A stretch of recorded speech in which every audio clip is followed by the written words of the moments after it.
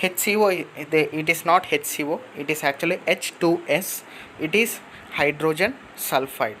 So hydrogen sulfide is formed where the water has been stagnated in the old waterlogged working areas of the Gulf. In the old waterlogged working areas of the Gulf, there is no fresh intake air, or there is no possibility of sending intake air to the Gulf. So during that time, in the insufficient amounts of oxygen,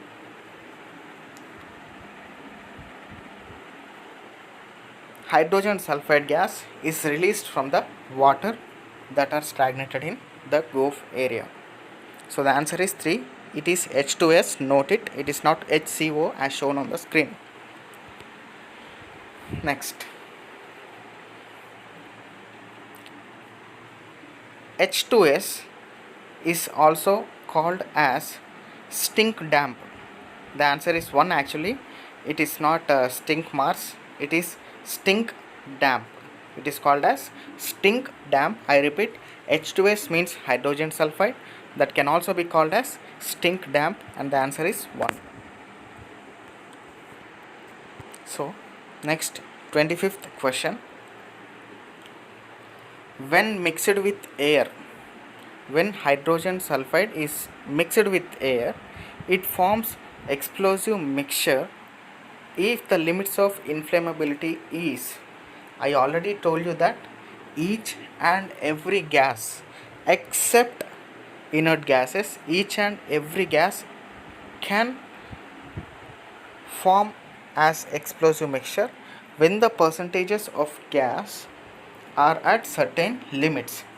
The limits of gas at certain limits is called as explosibility limits or exposure mixture limits or limits of inflammability. That means if certain gas is present between one particular percentage to another particular percentage, then between that particular percentage only the gas can be called as explosive mixture.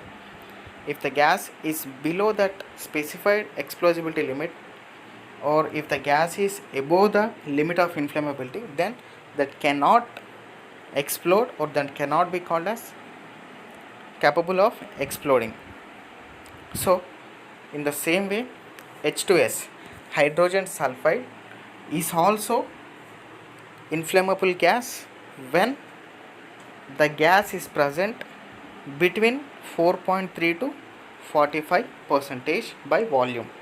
If the hydrogen sulfide gas or stink damp is present between the percentages of 4.3 to 45%, then that can be called as explosive mixture, and the answer is 2 for this question.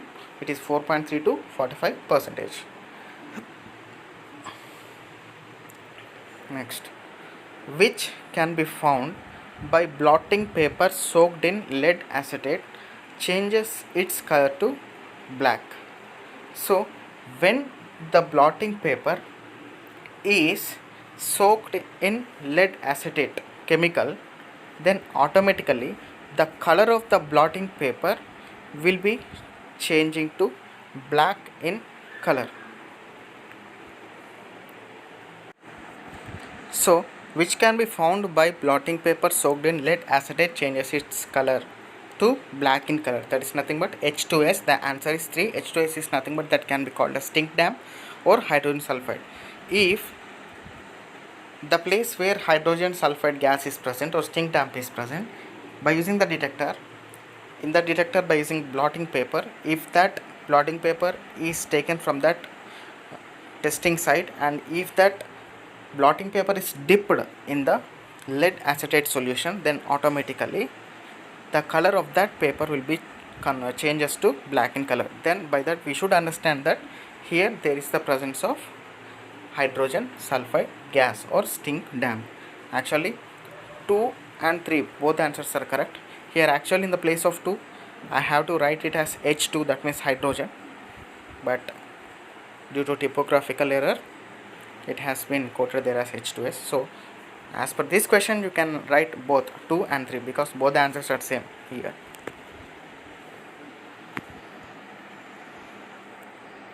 Next,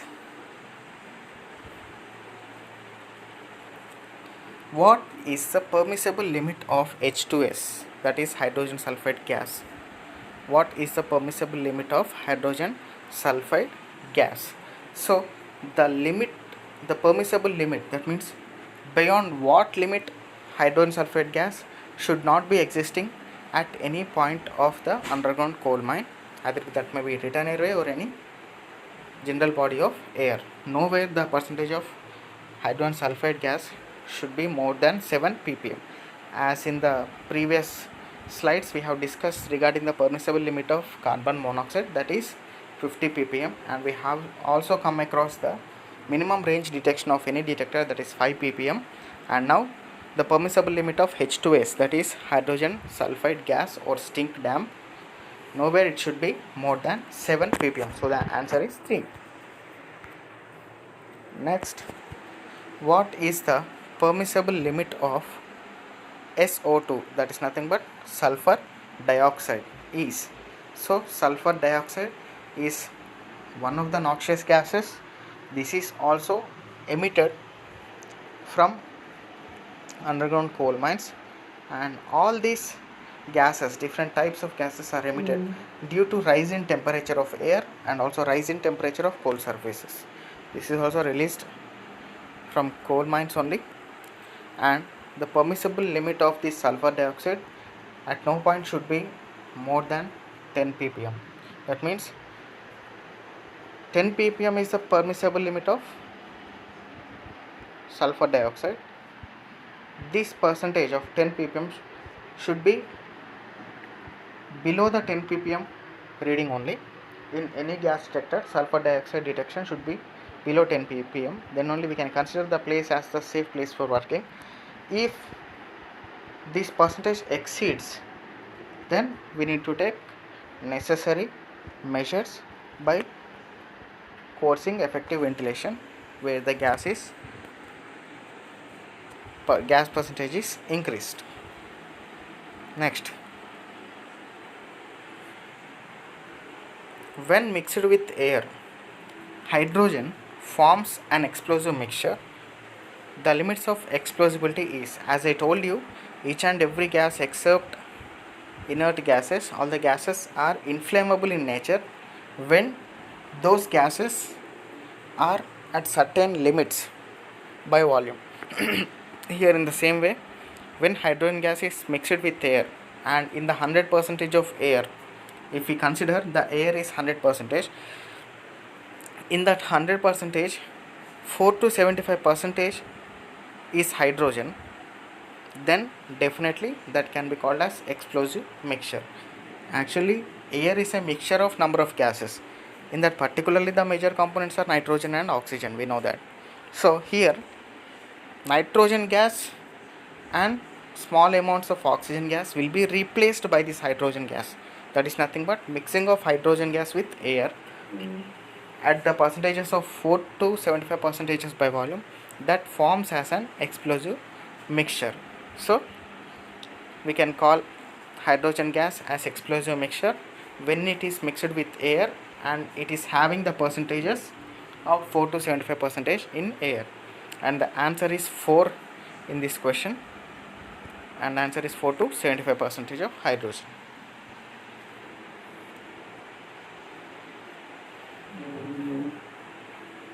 And next, coming to the permissible limit of nitrous fumes is. So in the mines, nitrous fumes are emitted from the zone of blasting. So soon after blasting operation in the mines, if we don't use permitted explosives, or if we don't initiate properly, these gases will be emitted from the blast phase. And especially in underground coal mines, whatever the explosives we use, they are made up of ammonia only. Mostly explosives are made up of ammonium chemical that are used in underground mines.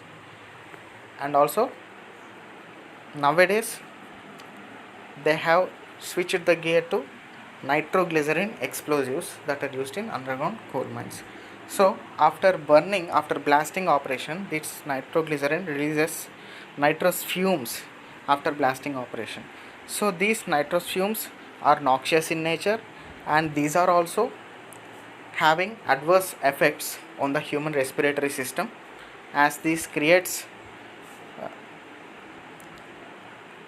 dissatisfaction among the workers after blasting operation, and also it creates immense discomfort to the workers who are working at the face.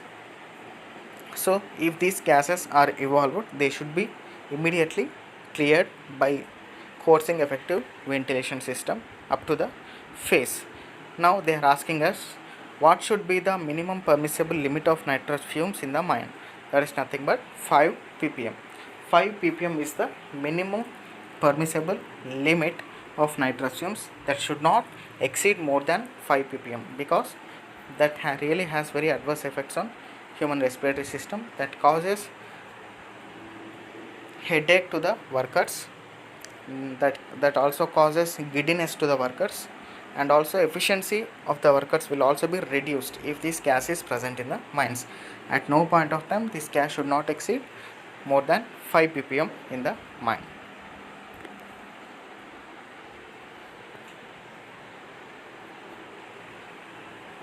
Thank you, my dear students. So same as like yesterday's 2 video classes, in today's 2 video classes also we have discussed around 15 to 20 bits.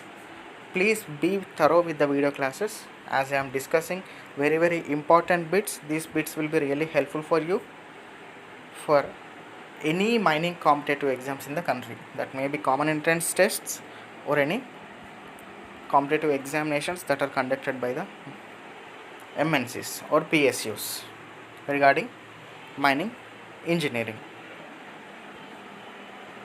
Please do follow the video classes regularly, and please do subscribe to my YouTube channel for instant updates.